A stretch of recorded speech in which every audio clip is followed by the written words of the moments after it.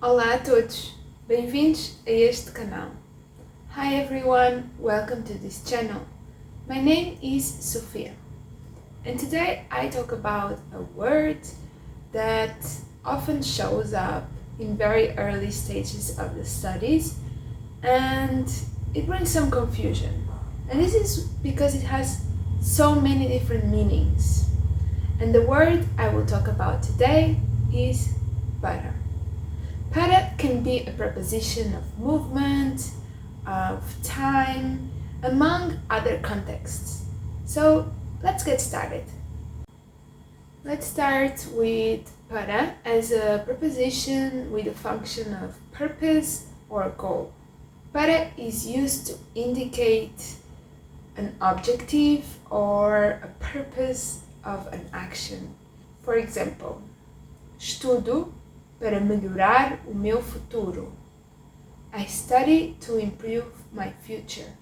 Here, para indicates that the purpose of my action is to improve my future.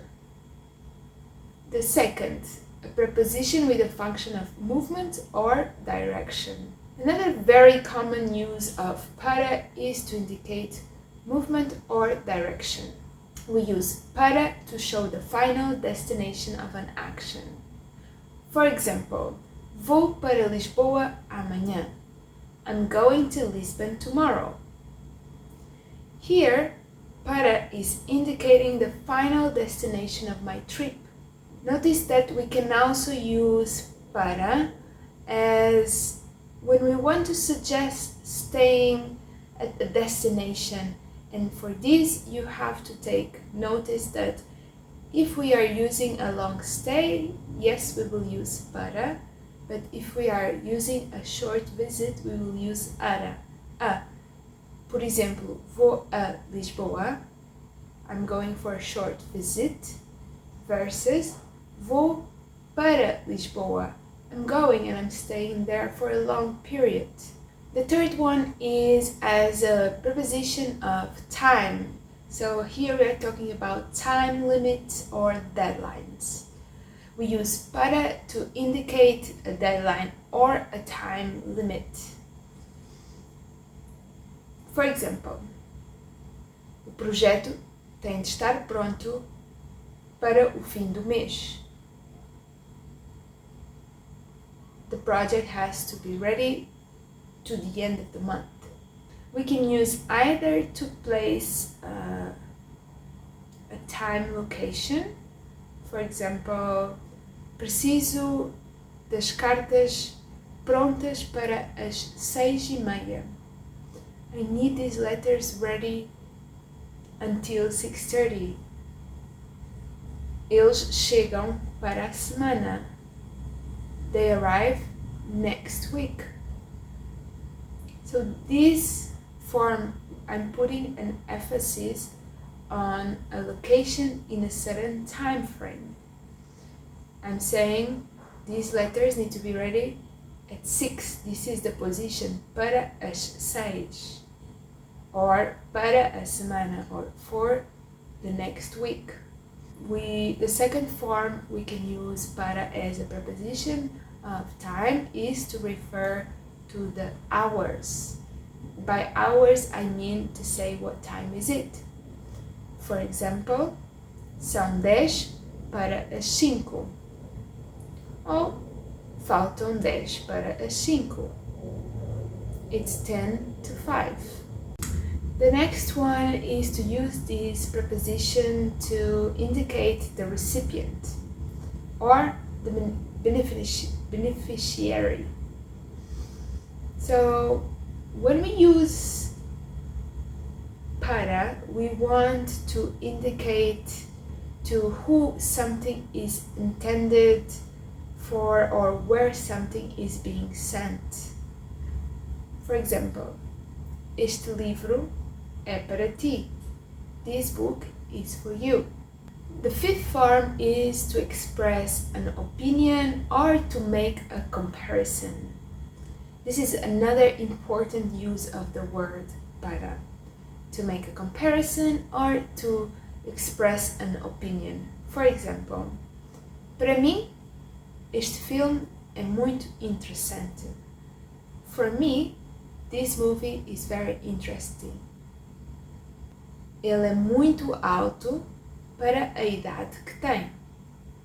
He is very tall for his age. The sixth way is to use it to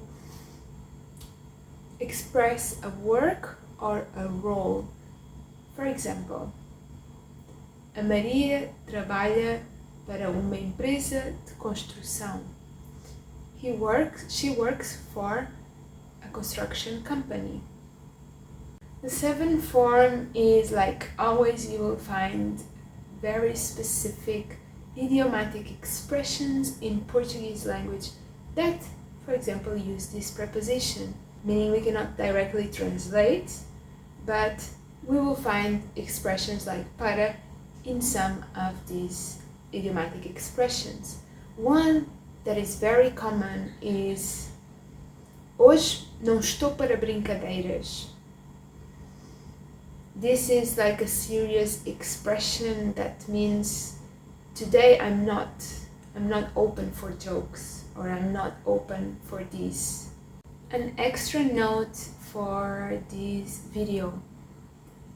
We might see along our study the word para e pra. It's important to notice that in European Portuguese, pra, it is not commonly used. This is a result of a contraction of para mais a that we don't really use in Portuguese from Europe.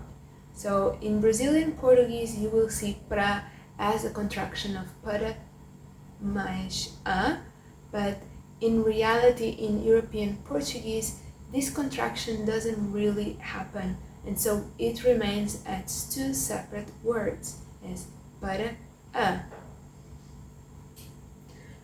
For example, vou para a praia. This will be a sentence in European Portuguese. In Brazilian, it can be said as vou para a praia. So in Portugal, people typically maintain the full form of para or para a without shortening pra. Using pra might sound odd or overly casual in European Portuguese. So let's review. These are the 7 major variations that we can find for the word para. First, preposition with the function of purpose or goal. Second, preposition of movement or direction. Third, preposition of time. Also talking about expressing what time is it. Fourth, preposition to indicate the recipient. Fifth, expressing opinions or comparisons. 6, work or a role. And 7, plenty of idiomatic expressions. Make a sentence using para with one of these variants, and feel free to add anything that comes up for you as you discover in your learning process how you can use the word para. I hope this helps, and don't forget, if you like it, subscribe so you can be notified when new videos will be released. If you have any suggestion or question that you would like to see explained in one of my videos, also please add on the comment box. As I mentioned, these are always helpful not only for you but for the whole community, and often these are questions that are quite general among our community of students and learners. So please feel free to make your suggestions or questions, and I hope this helps. See you soon. Até já!